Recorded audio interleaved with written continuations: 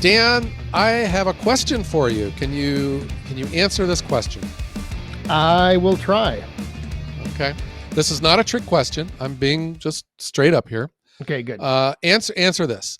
What is the role of a log splitter? Oh boy. Well, I would have to say a log splitter splits logs. Yeah, I agree with you. All Isn't right. that simple? Yeah, okay. Good. Yep. Yeah, it's just simple. A log splitter's job is to split logs.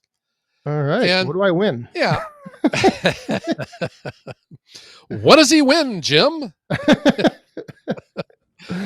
Yeah, I've just had this thought in my brain for the last, I don't know, it comes and goes, but I get comments on my YouTube and my Facebook channel, and this is not one of these airing of the grievances. I'm not complaining about comments, um, but there is a style of comment that some people will leave regardless of the firewood machine that I put a video up on, whether it be the log splitter or a firewood processor or my chainsaw, the big three. When I think of what is the job, well, I'll ask you, what's the job of a chainsaw? In my wood yard, the role the chainsaw plays is to cut a log into smaller logs to then go onto the log splitter. Yeah, and I mean this is just so simple, and that's where I I allow myself to get wrapped around the axle, and I think I just get angst over some of these people's comments about just a very simple, straightforward video of my saw running or my log splitter or my processor running. I get, and maybe you do too. I'm sure you do. Let's say you put up a video of your log splitter, and there will be people that comment and they'll say, "Yeah, but you're splitting maple. Um, let's see that thing split double secret Australian Schwarzenegger wood." Yes, the you know? Australian concrete wood. I don't know why people in Australia even cut wood because does concrete burn? I don't know. Yeah, no kidding. Yeah. Yeah. So I even did a video of my chainsaw, and I don't have a lot of chainsaw videos, but I had a video of a chainsaw. It was an ash log, and it was a bigger one. It was probably about 20 inches diameter. And I just had a video of me cutting rounds off of it. And the guys were going, "Yeah, but you're cutting rotten wood," because there was some punkiness to it. And I would reply, I was like, "Yes, but it still needs cut up." Yeah, it still needs to be done. Like you still need to do it. Yeah, having a 12-foot, 20-inch round log laying on its side in my yard's doing no one any good. So I cut it up with a saw, and then I catch grief for it. Yeah, well, that's the I know where this is going, and I love this type of conversation because it happens all the time with you're either splitting the wrong type of wood or Yeah, to your point it's rotten. I mean, I don't know how yeah, many times people will say yes, but that wood looks rotten even though it's not. yeah, It's just oak. But yeah, try splitting this, try splitting that. You should split this, you should split that. yeah. I put up a video of my firewood processor, my Yappa 405, with a 6-way knife, and it was literally making mincemeat out of a log. It turned it into firewood. You blink your eye, and the trailer's full. And the guys were going, "Yeah, but it's silver maple." you know? Yeah, Or, "Dan, why are you splitting all that straight grained wood?" right. Why don't you And put you're, some knotty stuff up there? Try splitting yeah, some knotty hardwood with it. Yeah, I had a video of my Easton made axis, and the guy was like, "Yeah, well, you're just splitting straight grain wood." And I'm thinking, well, what the heck? That's what I have to split. Exactly. That's what was up on the agenda for splitting. That's what I had. So I do like though the whole like I'll reply sometimes when I get you should try that with hardwood, and I'll say, well, this was red oak, so I don't Yeah, know. yeah. Don't get me started on oak. I get that too. The one guy said, "Oh boy," he said it was pine. Which I've never once had a pine log in my land. And he was saying, "Yeah, oh boy, it's pine. Why don't you try a tough log like white oak?" And I replied, "White oaks is one of the easiest splitting woods I know." Yeah, chainsaws. I run my chainsaw. Well, big deal. The wood's rotten. I run my processor. Big deal. It was just silver maple. I run my splitter. Big deal. It was straight grain wood. Um, I recall with my one splitter, the super splitter. And this was before I had all the other machines. I just had my super splitter, and I was standing next to my super splitter, and in the background was probably 20 cords of my value added firewood. It was all split small for the restaurants, and my super splitter had split every single stick of the wood that you saw behind me. And the comments were, "Oh boy, how will that thing split on tough branches and crotches?"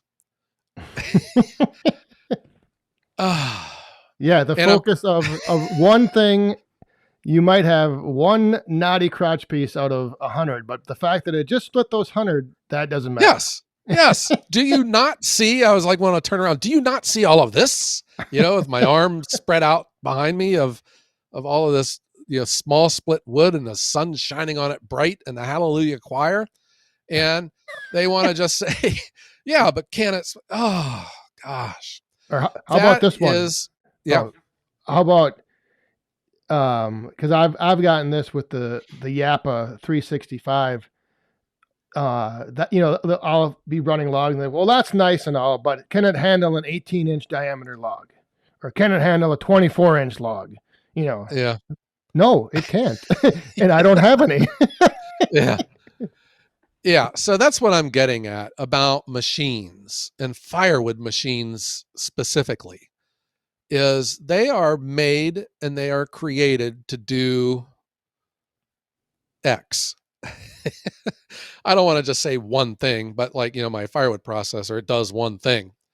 Other machines, I guess you can get them to do different things, but my firewood processor is invented to do one thing, and it's expensive, and everything therefore becomes a trade-off. Do you want a fast one? Do you want a slow one? Do you want one that's powerful that can split everything? One that can take a bigger log? One that takes a smaller log, but it's a lot cheaper to buy? Um, that is what I'm getting at about firewood machines.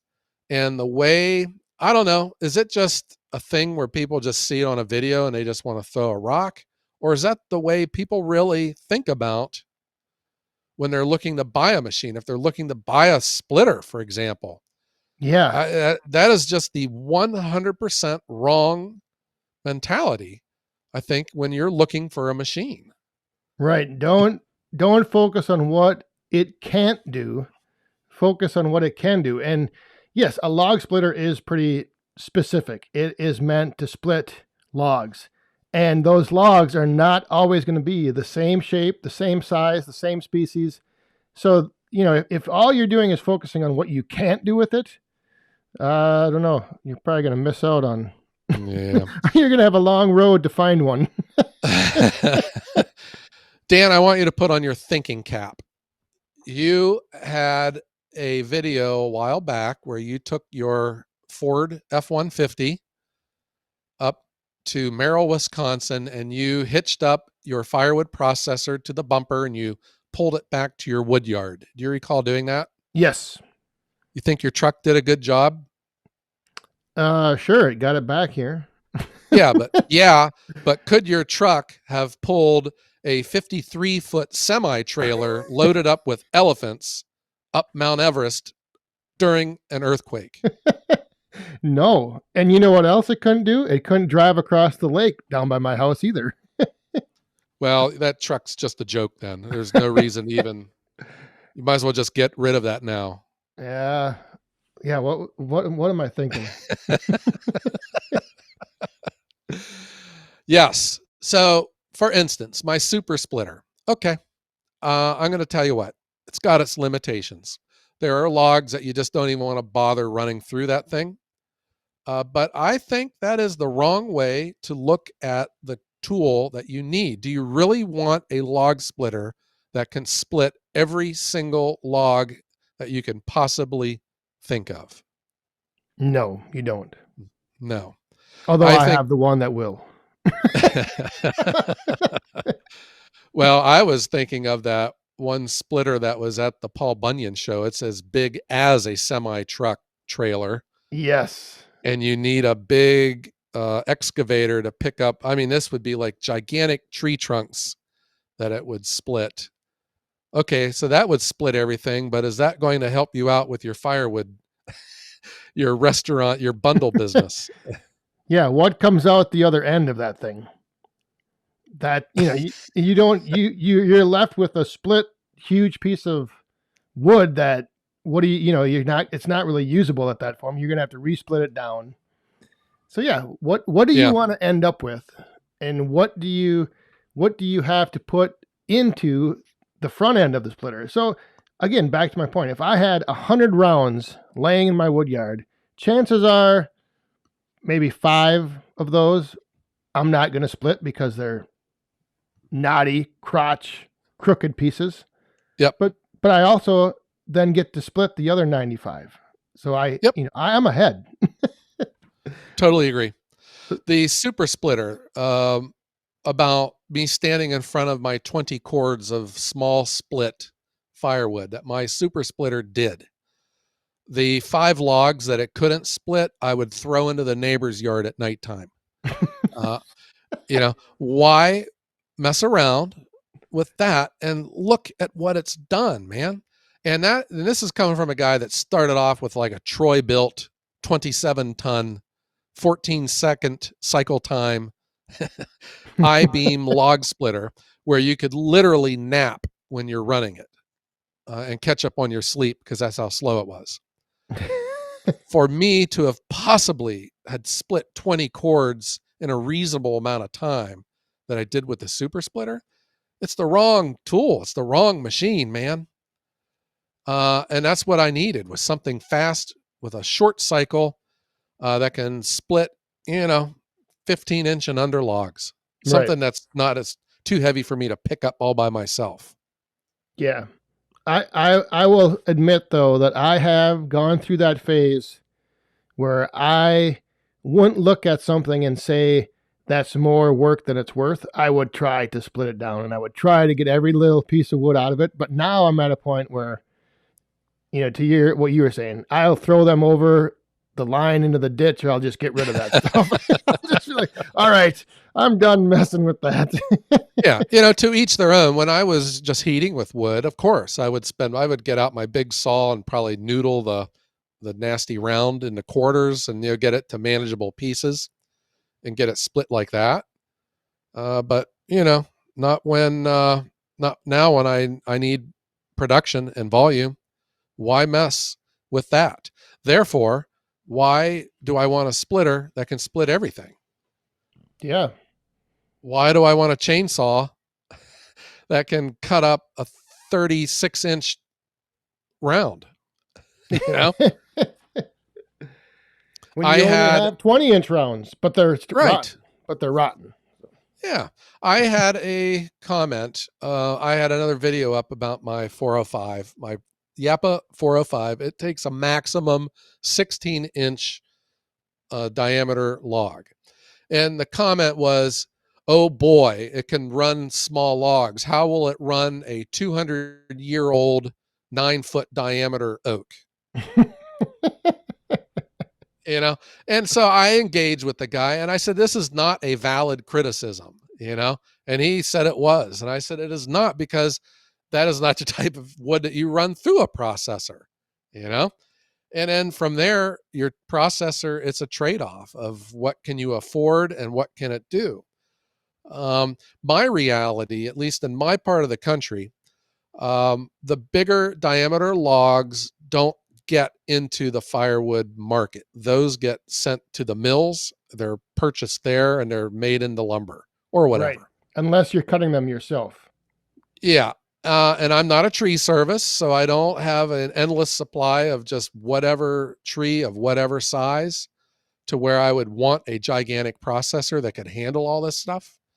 The majority of my logs that come in are 16-inch and under. So why do I want a processor that can run a 20-inch log? Yeah, that's a very good question. But you used a term that I haven't even really considered, criticism. Like maybe like I wonder if people just think they need to critique everything, or is it just a matter of, like that's the one thing I always wonder when I get comments like that. Like what is it you're really trying to say? Okay, I can't split Australian kryptonite hardwood or whatever it is. But I don't have any Australian kryptonite hardwood. Like, so yeah, Yeah, it's that's what strange. I had that too. The guy says, "Oh yeah, but can it split?"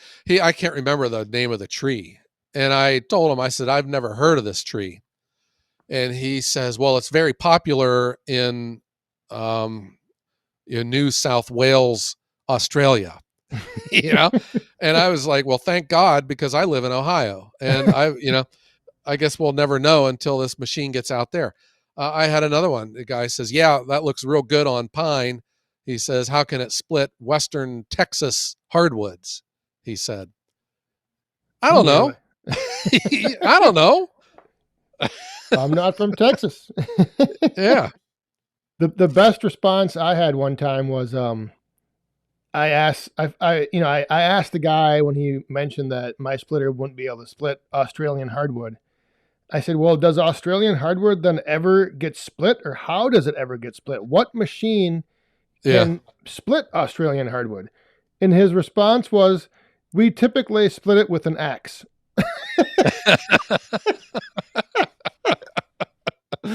So, so you're telling me a 28-ton hydraulic log splitter would not split something that you can split with an axe? Yeah.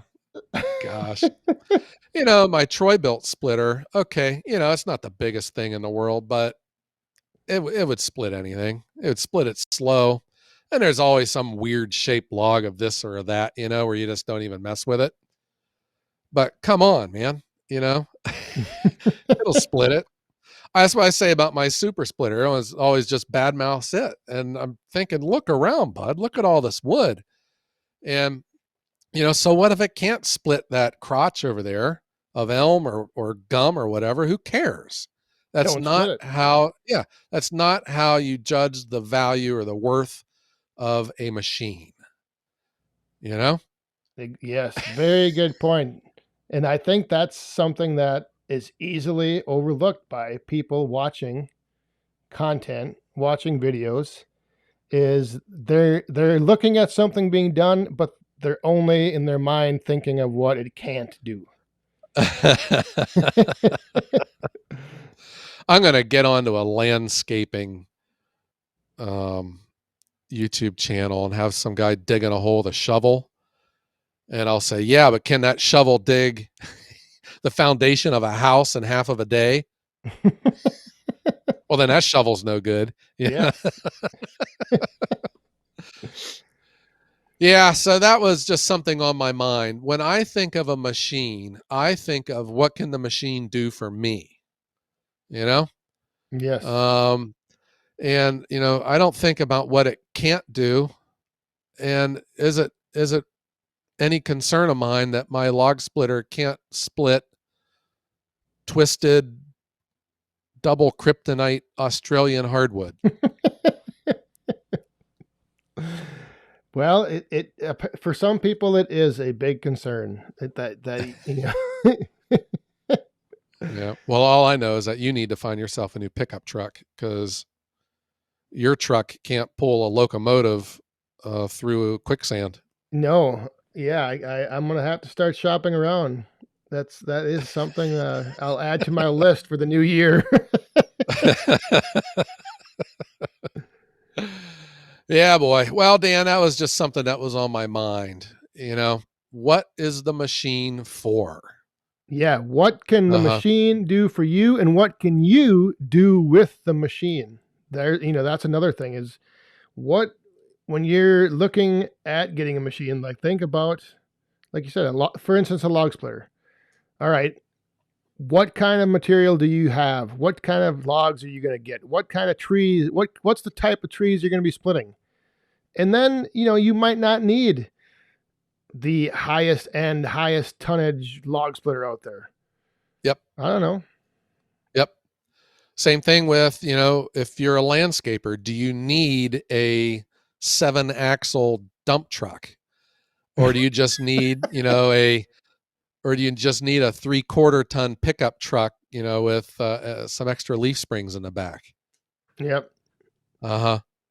Yeah, this is something that I've kind of been conditioning myself, because I get, like, people will email me, they'll call me and ask me, like, about the Yappa, for example, or the Easton Made. And Yeah. so then what ends up happening is I almost have to, like, interview them. I have to say, what type of wood do you have? Are you getting logs? Are you getting tree service wood? So I think it's just something that more people can maybe, I don't know, just pay attention and not focus on what you can't do with something. What is the Yeah. machine for, and what can the machine do? Right. That's the way I see it. Okay. Well, Dan, that was just something I had on my mind. We interrupt this podcast for just a random thought that was on my mind. Random thoughts from Mm-hmm. Joe. Yeah. All right. But we got some bad weather down here in Ohio, high winds, just every type of precipitation, rain, sleet, ice, snow, Yeah, and there's been a big few winds. winter storms moving through this past week. I think this is the second one you guys had, isn't it? Yeah, but not much accumulation though. Just it's mostly rain and high winds, and our lights have Ugh. been flickering all day long. Oh boy.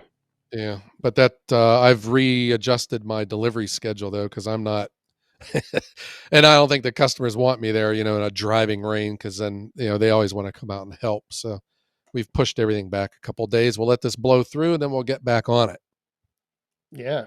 Oh, so wait, are you telling me that your log splitter can't split in the rain? it. This guy doesn't work in the rain. So this gets into the what can you do with the machine, and what you can do is not split in the rain. That's right. That was a little a shot of genius that I had, because I just committed that I don't work in the rain. What it did was it wound up giving me half of the year off. I'll take it. Wow. Nice. And HR approved that, huh? That's right. Oh, nice. Uh-huh. Well, yeah, it'd be nice to have something like that. But, for me as a hobbyist, I don't work in the rain anyway. And I have any amount of time off in the year that I want. Yeah, there you go.